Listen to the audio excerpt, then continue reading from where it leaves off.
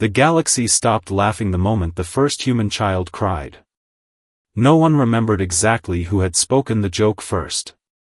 Some claimed it began in the glittering Senate chambers of the Varex Coalition. Others swore it echoed through pirate ports beyond the Perseus Drift, where mercenaries traded stories as casually as they traded weapons. The word spread from system to system like harmless entertainment. Humans are too soft, too sentimental. Too attached to their families. Too unwilling to make the hard choices that true galactic powers embraced without hesitation. They built hospitals instead of battle stations. They negotiated where others conquered. They mourned every life lost, even enemy lives. To the older civilizations, humanity's compassion looked less like strength and more like a flaw waiting to be exploited. For decades, that belief held true. Human diplomats crossed dangerous borders carrying peace treaties instead of armies. Federation relief ships rushed into war zones that every other empire abandoned. Human doctors treated wounded aliens without asking which side they had fought for. Entire worlds came to trust the blue and white insignia of Earth because wherever it appeared, suffering usually ended. Yet behind every act of mercy rested an unspoken promise that almost no one bothered to notice. Humanity protected life with relentless devotion. And there was one line that had never been crossed. Until now. The school transport Morning Star drifted peacefully through the Orion corridor, surrounded by shimmering streams of ionized dust that painted the darkness with rivers of blue light. Inside, laughter filled the cabin as 43 children returned home from the Federation Science Exchange. Tiny hands pressed against panoramic windows, pointing excitedly at distant nebulae glowing like cosmic oceans. One little girl clutched a stuffed lunar fox while explaining to her best friend that someday she wanted to become an explorer.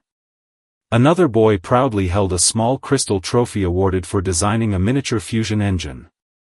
Their teacher smiled as she watched dreams unfold beneath the quiet hum of the engines. Then every light aboard the ship flickered. Outside, the stars bent. Space itself twisted into impossible shapes as enormous shadows emerged from nothingness. Black warships, their hulls absorbing every trace of light, surrounded the tiny transport in perfect silence. No warning. No declaration. Only the cold pulse of alien gravity fields locking every escape vector into place. The children's laughter vanished. Alarms screamed through the cabin. The teacher's voice trembled as she ordered everyone to stay calm, but even she could hear the terror hiding beneath her own words. Tiny faces turned pale. Some reached instinctively for friends. Others whispered for their parents, voices barely louder than frightened breaths. The stuffed lunar fox slipped from trembling fingers and floated weightlessly across the cabin as emergency systems failed one by one. Thousands of light-years away, deep beneath the towers of New Geneva on Earth, military sensors detected the impossible. One civilian transport. 43 children. Signal lost. The operations center froze. Officers stared silently at crimson warning displays that no one believed they would ever witness. Across the room, veteran commanders who had survived planetary wars felt something colder than fear settle into the air. They knew what had happened before anyone dared say it aloud. Someone had taken human children. Across the galaxy, empires continued their business, unaware that history had already divided itself into two eras, the moment before that cry, and everything that would come after. By the year 2498, Earth no longer stood as a lonely blue world circling an ordinary star. It had become the radiant heart of the United Sol Federation, a civilization whose influence stretched across hundreds of inhabited systems without being built on fear. From orbit, the planet shimmered beneath a web of orbital rings, solar elevators, and vast habitats that glowed like necklaces of light wrapped around the globe. Floating cities drifted peacefully above restored oceans once threatened by climate collapse. Deserts bloomed with forests sustained by atmospheric fusion condensers, while towering arcologies reached toward the clouds, their mirrored surfaces reflecting the sunrise in dazzling waves of gold. Every technological miracle humanity possessed had been devoted to one purpose: not domination, but preservation. They had learned from centuries of war that survival meant more than winning battles. Elena stared into the holographic projections, feeling an unfamiliar weight settle across her shoulders. Every instinct urged immediate retaliation. Every year of military discipline demanded patience. Somewhere beyond those stars, frightened children were waiting for someone to bring them home. Every minute mattered. Every decision could determine whether they lived or disappeared forever into the Dominion's vast machine. She slowly closed her eyes, drawing one steady breath before opening them again with renewed resolve. "Set course," she said, her voice calm despite the storm building beneath it. "We're bringing our children home." The engines awakened with a low, thunderous vibration. And across the Federation, hope began moving at the speed of light. The Zalthar Dominion believed fear could be calculated like an equation. Across the vast reaches of occupied space, they had spent centuries proving that every civilization eventually surrendered when the cost became unbearable. Destroy a fleet, and governments rebuilt it. Burn a city, and survivors found the strength to begin again. But threaten the future itself, the next generation, and even the proudest empires collapsed without resistance. It was a strategy refined over millennia, one that had broken countless worlds long before humanity ever reached the stars. To the Dominion, children were not innocent lives. They were leverage. Variables in a flawless formula of conquest. Then the broadcasts began. Without warning, every major communications network across Federation territory flickered. News channels froze.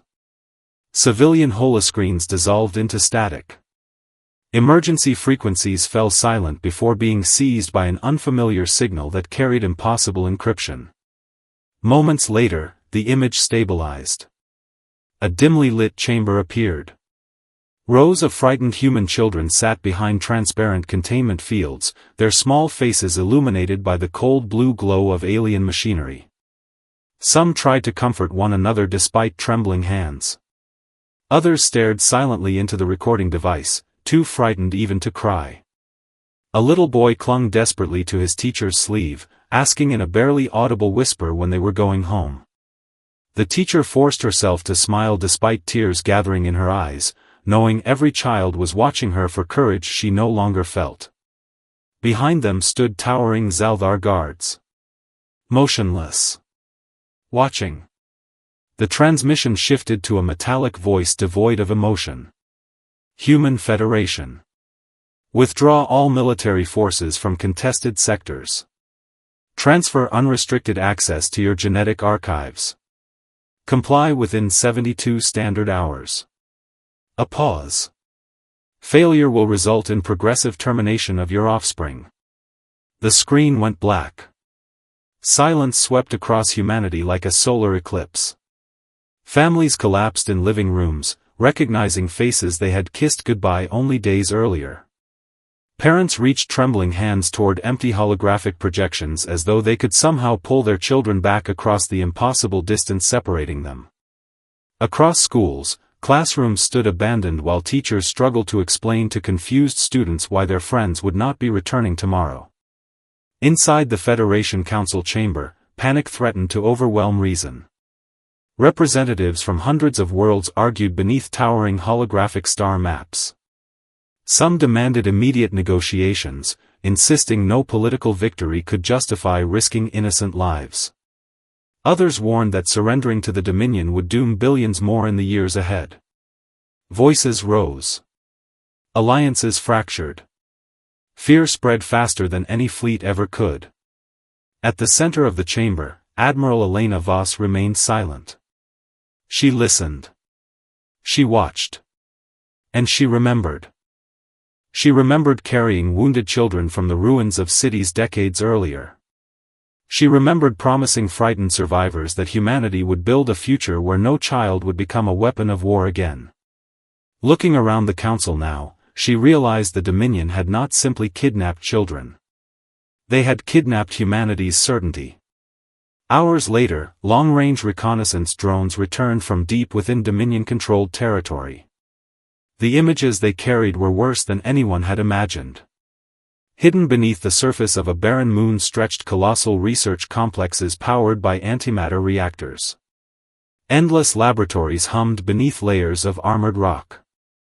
Inside sterile chambers, scientists surrounded containment pods designed specifically for human biology. Genetic scanners swept across imprisoned children while robotic systems harvested biological samples with terrifying efficiency. Massive data arrays analyzed human DNA, searching for the evolutionary traits that had allowed humanity to adapt and thrive faster than almost any known species. It had never been about ransom. It had never been about politics. The Dominion intended to dissect humanity's future, one child at a time. As the horrifying realization settled over every command center across the Federation, Admiral Voss looked toward the silent stars beyond the Council Dome. The 72-hour countdown had already begun. And for the first time in generations, humanity understood that peace alone would not bring its children home. As the final hours of the Dominion's ultimatum slipped away, humanity did something that puzzled every foreign intelligence network in the galaxy. It stopped arguing. The emergency debates vanished. Fleet movements slowed instead of accelerating. Public broadcasts became strangely calm. Even the United Sol Federation Council, once filled with desperate voices demanding action, entered an eerie silence. To outside observers, it looked as though humanity had accepted defeat. Dominion analysts interpreted the quiet exactly as they expected. Emotional species always broke in the same way. First came outrage. Then panic. Finally, surrender. They could not have been more wrong. Nearly 3 kilometers beneath the ancient ice of Antarctica, hidden beneath research stations that had appeared abandoned for centuries, a single biometric vault unlocked for the first time in over 200 years. Massive blast doors groaned apart with the weight of forgotten history. Cold air rushed through corridors untouched by living footsteps, carrying the scent of steel, frozen stone, and dormant machinery. Emergency lights flickered to life one after another, stretching endlessly into the darkness like a heartbeat awakening from a long sleep. Deep inside the facility rested an archive that officially did not exist, its records erased from every civilian database, every military registry, and every historical document ever released to the public. Only 7 people in the entire Federation had known it was real. Admiral Elena Voss became the 8th. She stepped through the vault in complete silence, escorted by elderly custodians whose uniforms bore no rank, no insignia, and no nation. Their faces carried the quiet burden of guardians who had spent entire lifetimes protecting a secret they prayed humanity would never need. At the center of the chamber stood a simple black pedestal. No weapons. No holograms. Only a single sentence engraved into polished obsidian. To be awakened only if humanity's children are deliberately hunted. Elena felt her pulse slow. So it wasn't a myth, she whispered. The oldest custodian nodded, his voice almost reverent. No, Admiral. It was a promise. He placed his weathered hand upon the pedestal. Ancient quantum systems responded instantly. The entire chamber trembled. Walls that had appeared solid dissolved into towering holographic displays, revealing countless hidden installations scattered across the galaxy. Rogue planets. Hollowed asteroids. Abandoned mining worlds. Dead moons drifting beyond mapped space. Tiny green indicators suddenly flashed awake across every star chart. Then another. And another.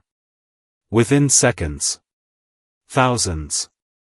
Then millions. A calm artificial voice echoed through the vault. Guardian Dawn Protocol verified. Condition Alpha confirmed. Human children under deliberate hostile captivity. All preservation restrictions removed. The words seemed to freeze the air itself. Elena stared at the impossible tactical projection. Entire fleets had existed in complete secrecy for generations. Autonomous dreadnoughts hidden beneath planetary crusts. Quantum carriers concealed inside nebulae. Factories sleeping within asteroid belts, capable of constructing warships faster than civilizations could count them. None of it had been dismantled after humanity's last great wars. It had simply disappeared. Humanity had buried its sword beneath centuries of peace, not because it had become weak, but because it hoped never to draw it again. Across the galaxy, invisible quantum beacons awakened simultaneously. On forgotten moons, mountains split apart as colossal vessels rose into starlight for the first time in centuries. Asteroids cracked open from within, revealing endless formations of dormant warships igniting brilliant blue engines. Ancient artificial intelligences activated one by one, recognizing command authorities that had not existed in living memory. Billions of silent machines received the same instruction. Protect the children. No further explanation was required. Far beyond Federation borders, Dominion surveillance stations suddenly detected impossible energy signatures appearing everywhere at once. One fleet. Then 10. Then hundreds. The tactical predictions stopped making sense. Artificial intelligence cores began reporting errors because the numbers exceeded every known strategic model. For the first time in its 1,000-year history, the Zaldar Dominion encountered something it had never prepared for. Not a stronger empire. Not superior technology. But a civilization whose greatest act of kindness had been matched by an even greater act of restraint. Admiral Voss looked across the sea of awakening stars, knowing there would be no celebration when this was over. Only necessity. Only justice. And somewhere, hidden behind enemy lines, 43 frightened children were still waiting. The galaxy had mistaken humanity's mercy for weakness. Now it was about to discover why that mercy had always been a choice. The first ships of Guardian Dawn did not arrive with triumphant fanfare. They arrived in absolute silence. Across the black emptiness surrounding the Zaldar Dominion's frontier, space itself seemed to hesitate. Then, without warning, stars vanished behind colossal shadows emerging from folded dimensions. One after another, impossibly massive human warships slipped into real space, their hulls glowing with faint blue energy, their surfaces scarred by wars fought centuries before and hidden ever since. There were no victory broadcasts. No demands for surrender. No declarations of vengeance. Only disciplined precision, moving with the terrifying confidence of a force that had awakened for a single purpose. Inside the Dominion High Command, alarms screamed. Tactical displays flooded with red markers so rapidly that computer systems failed to count them. Fleet admirals barked contradictory orders while holographic maps expanded again and again, trying to fit new contacts that kept appearing beyond every known sensor range. Entire defense networks blinked offline as human quantum infiltration systems quietly severed communication between military sectors. Before a single shot had been fired, the Dominion's vast empire had already been divided into isolated islands of confusion. Admiral Elena Voss stood aboard the Resolute, watching hundreds of synchronized operations unfold across the tactical sphere surrounding her command platform. "Rescue teams first," she ordered calmly.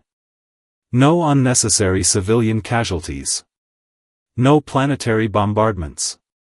And no child gets left behind."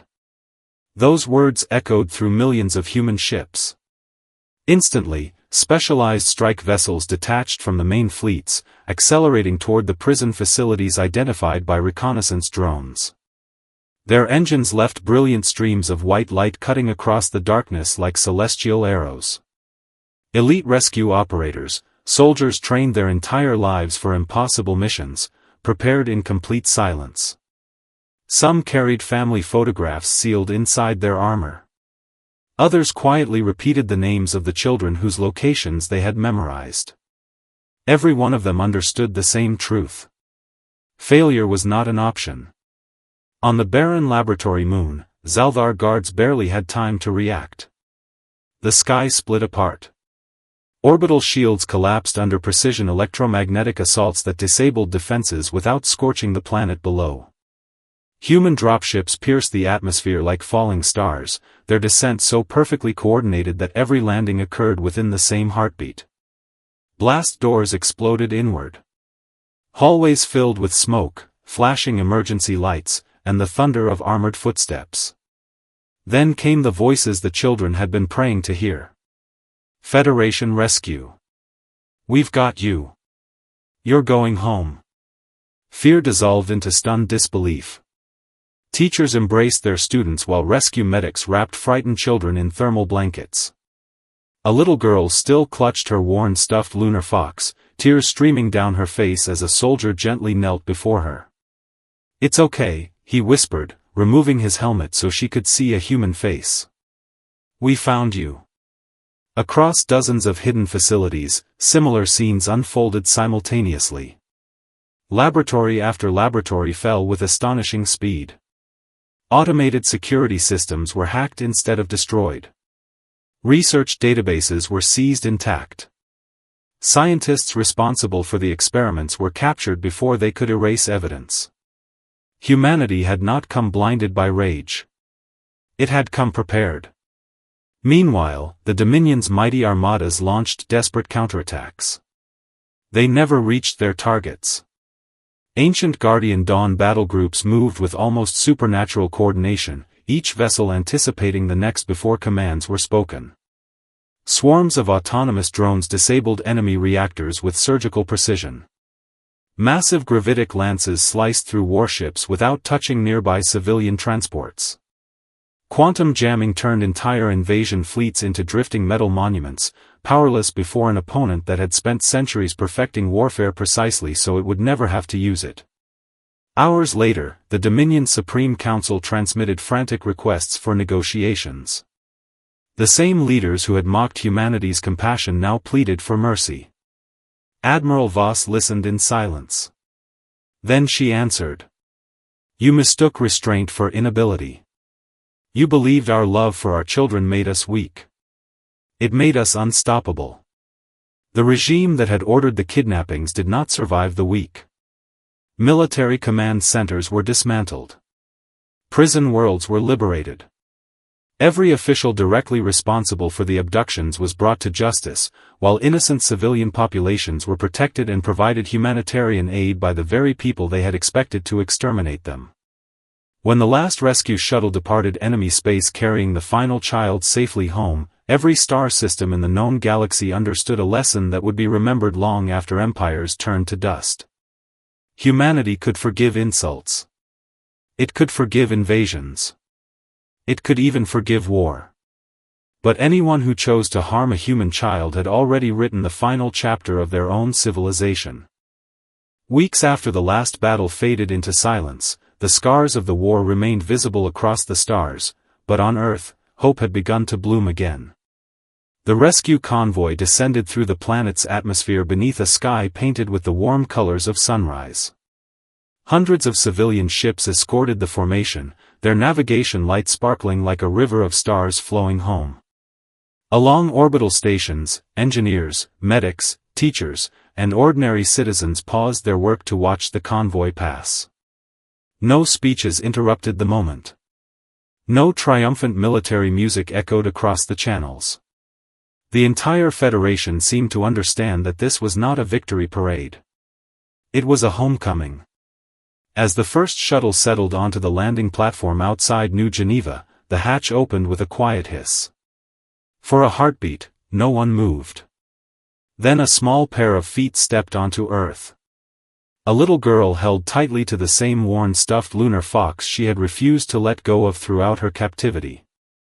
She blinked against the bright morning light, almost unable to believe the blue sky above her was real. Across the waiting crowd, her mother recognized her instantly. Neither of them ran at first. They simply stared at each other through tears that words could never explain. Then the distance disappeared. Parents embraced children they had believed they might never see again. Fathers dropped to their knees, unable to stop crying. Mothers whispered promises they had repeated every night into empty bedrooms, finally able to keep them. Teachers reunited with their own families while medics quietly stepped aside, giving grief and joy the space they deserved. Around them, thousands of spectators remained silent, many wiping away tears as laughter slowly returned to a place that had known only fear weeks before. Standing on an observation balcony overlooking the reunion, Admiral Elena Voss watched without saying a word. The morning breeze carried the sound of children's voices across the plaza. That sound. More than any medal. More than any military victory. More than the destruction of an empire. That was why humanity had fought. An officer approached quietly behind her. The Dominion has formally dissolved, he reported. Their remaining member worlds have requested Federation assistance with reconstruction. They've surrendered every research facility and released all surviving prisoners. Elena nodded, her eyes never leaving the families below.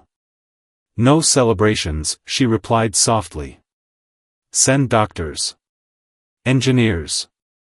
Food. Schools. The officer hesitated. They were our enemies. She answered without turning. The regime was. The children living there weren't. The officer understood immediately.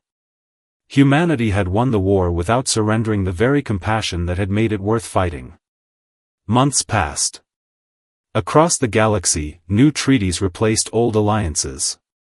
Military academies rewrote entire doctrines after studying the impossible efficiency of Guardian Dawn.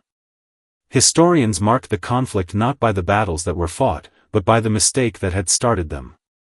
Every government, every admiral, every intelligence agency archived the same lesson in language that needed no translation.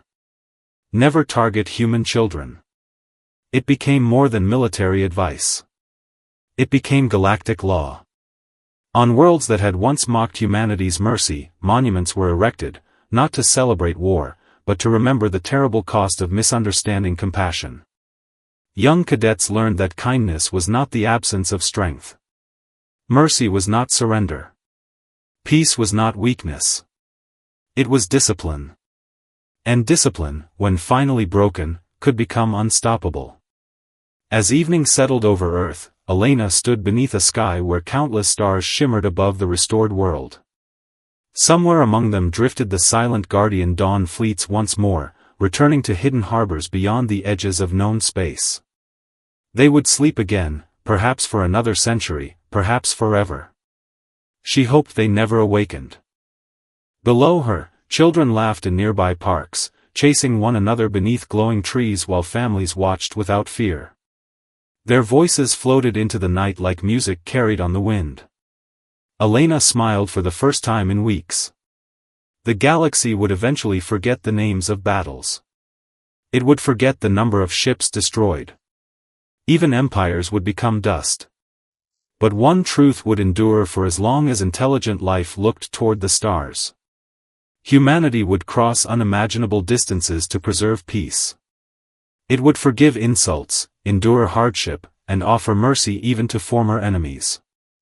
But if anyone ever chose to harm a human child, the stars themselves would remember what happened next.